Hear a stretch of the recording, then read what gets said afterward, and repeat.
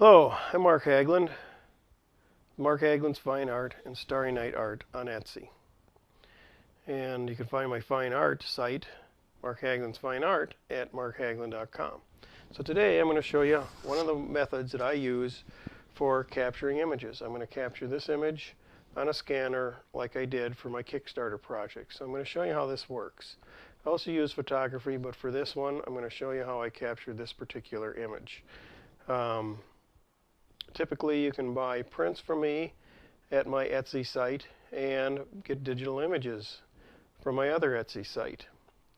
But not for this one. This one here is only for the Kickstarter. So if you like what you're seeing right now and you want to be a part of it, click the link that'll be in the notes for my Kickstarter project. So anyways, let's scan this. And I'll show you the software that I use and some of the process that I go through. Sometimes it takes several hours to clean these up, and I'll explain that as I go along. So I'm going to start my screen recording software so you can kind of get a better view of what's going on. So let's get this thing going. Alright, so let's scan in the image. There it is, it's right there. I've done this once already today, so I'm just going to hit the scan button. Usually I do a preview.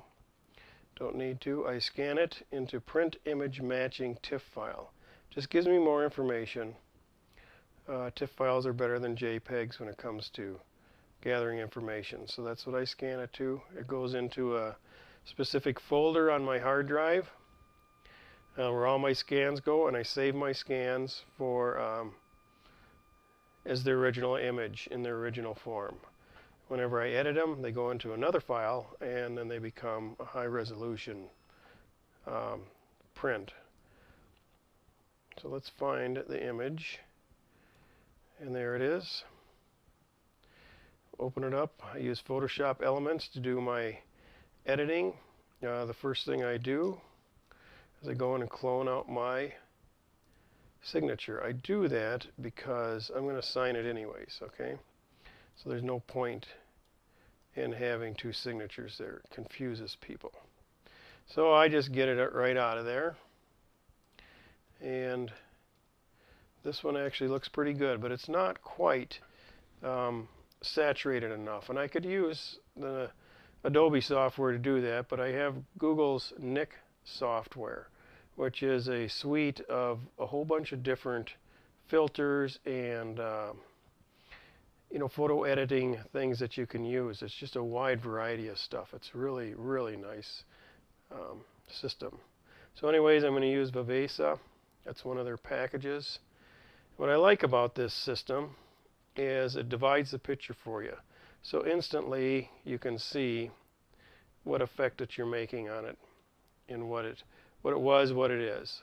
So we're going to darken it up just a tiny bit, bring the brightness down. What I like about it is their brightness actually in Vivesa kind of deepens the color. It doesn't darken the picture, it deepens the color, which is a little bit different than the brightness in Elements where it just basically darkens the picture. So now we're going to add a little bit of contrast to it. Already you can see how these yellows are starting to pop. This was a bright, sunny morning in October where I was out painting this live, and really this is kind of what I saw. It was a cool morning, probably 10 degrees or so, but the sun was just hitting these yellow trees. We're going to amp the saturation just a tiny bit. And now we're starting to get the glow up in here and down here and through these greens and into the grass, which I was really seeing on that day. I'm going to add a little bit of structure to it. It's basically a tool that helps to define edges in there. And so I think that's looking pretty good. So we're going to hit OK. The nice thing about these packages is all of them come with a brush tool. So if I just want to highlight a certain area, I can hit the brush option and it goes back into Elements. It gives me a paintbrush and I can brush in the filter wherever I want it. That's really convenient. So we're going to hit OK to that because I really like the way it is. And so that's pretty much what I do. Now the thing that I take a look at is the thing with a scan is that the scan really picks up things that the human eye can't see. And right now we're going to resize this too down. Oh, it is it. That's right. I scanned it at 300 dpi. And the scan picks up things that the human eye can't see. So what I end up doing and spending several hours doing is going through the image and looking for things that you know, are bothersome. And then I edit them out. And so this sometimes takes a lot of time to go through and decide what's good, what's bad. Some of these high glare areas, when you get in here, you see the glare on the top. It really looks nice when you print it. It comes off as, you know, showing the paintbrush strokes off a lot better.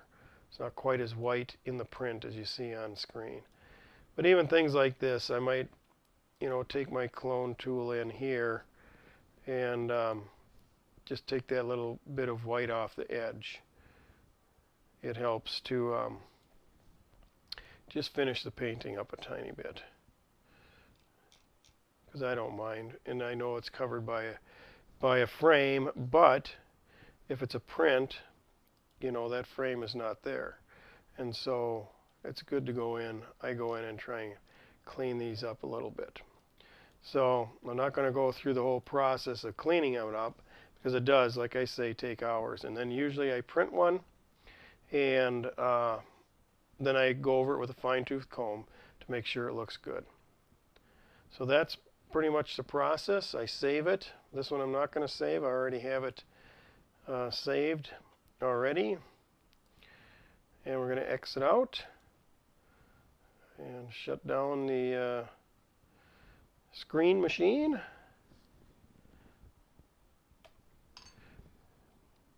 And that's what I do. That's how I capture these images and save them for prosperity. So Mark Haglund with Mark Haglund's Fine Art and Starry Night Art on Etsy. I hope this helped you kind of, if you're in the search of figuring out how you're going to record your images, I hope this helps you, give you some idea as to what you can do. Significant investment along the way. The you know, Adobe Elements is, you know, it's under $100, but it's still expensive. The scanner, the Nix software was actually more than the Adobe software, and you know, I have a printer, high-end printer, things like that that I had to invest in to get these prints to come out the way I want them to. But I'm really happy with the way things are. I use Epson paper and an Epson printer to print these out. And maybe in a future video I'll show you how I print these out and kind of edit them. So that's it with Mark Haglund, Mark Haglund's Fine Art and Starry Night Art on Etsy. Have a good day.